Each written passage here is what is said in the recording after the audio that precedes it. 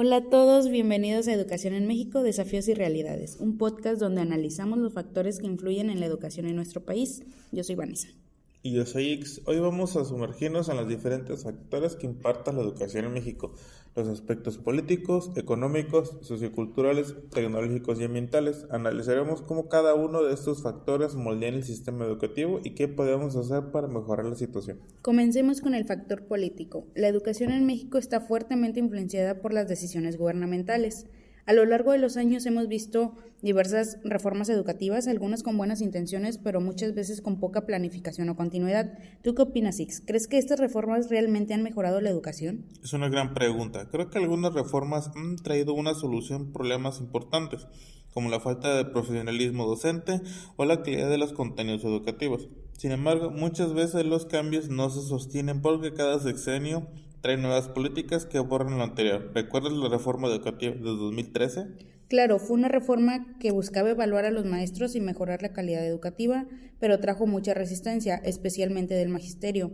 Luego, en 2019, el nuevo gobierno la eliminó y propuso otro modelo, pero ¿qué tanto ha cambiado realmente? Nada, demasiado. Seguimos viendo problemas de infraestructura, capacitación docente y desigualdad en el acceso a la educación. Además, la corrupción sigue siendo un obstáculo.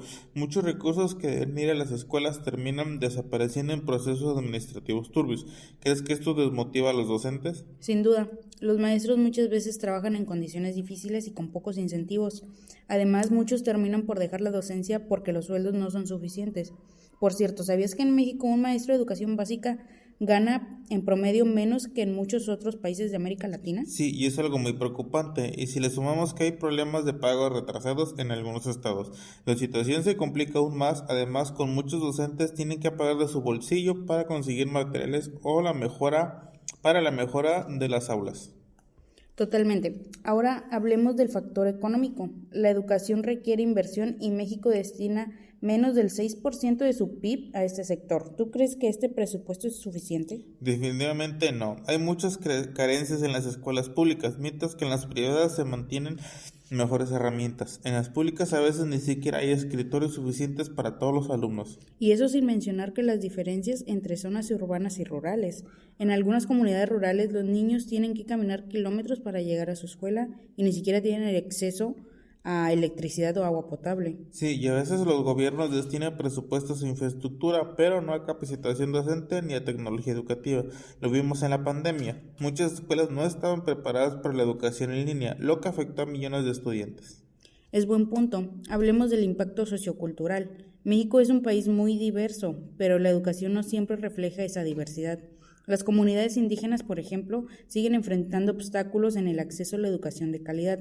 ¿Crees que se está haciendo esfuerzos suficientes para resolver este problema? No lo suficientes. Existen programas de educación intercultural, pero en la práctica no se implementan correctamente. Muchos niños indígenas estudian en español cuando su lengua materna es otra, y eso los pone en desventaja. Además, las oportunidades de acceso a educación superior están en estas comunidades siguen siendo limitadas. Y también está el tema de género. Aunque ha habido avances, las niñas y mujeres aún enfrentan barreras en el acceso a ciertos niveles educativos. Se les sigue desalentando a estudiar carreras STEM. ¿Qué crees que esto pueda cambiar?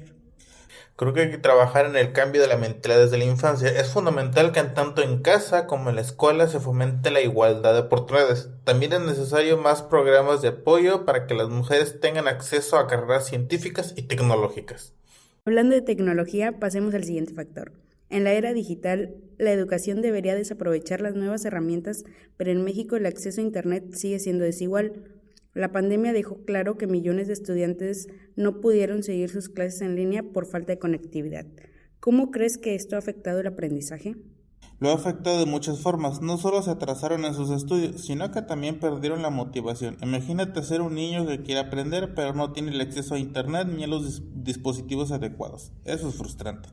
Y aunque la tecnología ha avanzado en muchas escuelas, ni siquiera hay computadoras funcionales. ¿Crees que la educación digital sea del futuro? Sin duda, pero primero hay que cerrar la brecha digital. Se necesita una infraestructura digital más sólida y capacitación para los docentes.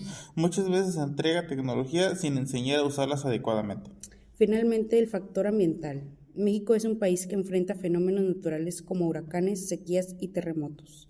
A esto afecta la educación. Muchas escuelas han sido dañadas y tardan años en ser reconstruidas. Además, la educación ambiental debe ser una prioridad en los planes de estudio. Es clave que desde pequeños los estudiantes aprendan sobre el impacto del cambio climático y la importancia de cuidar nuestro entorno. Como vemos, la educación en México enfrenta muchos desafíos, pero también hay oportunidades. Con políticas más efectivas, mayor inversión y una mejor adaptación a los cambios tecnológicos y ambientales, podemos avanzar en la dirección correcta. Y no olvidemos que la sociedad también juega un papel fundamental, desde exigir mejores condiciones hasta apoyar iniciativas comunitarias.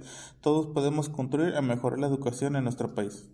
La comunidad también juega un punto clave. Los barrios, las actividades extracurriculares y el acceso a espacios educativos como bibliotecas y centros culturales pueden marcar la diferencia en la formación de un estudiante. Y no podemos olvidar a los medios de comunicación y la tecnología. Hoy en día plataformas como YouTube, podcast y redes sociales también educan, pero ¿son siempre una influencia positiva?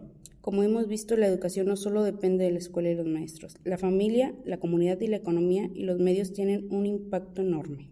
Por eso es importante que como sociedad apoyemos la educación en todos niveles, desde fomentar la lectura en casa hasta exigir mejores políticas educativas. ¿Y tú qué opinas? ¿Crees que la sociedad influye en la educación? Con esto llegamos al final de nuestro episodio. Gracias por acompañarnos en Educación en México, Desafíos y Realidades.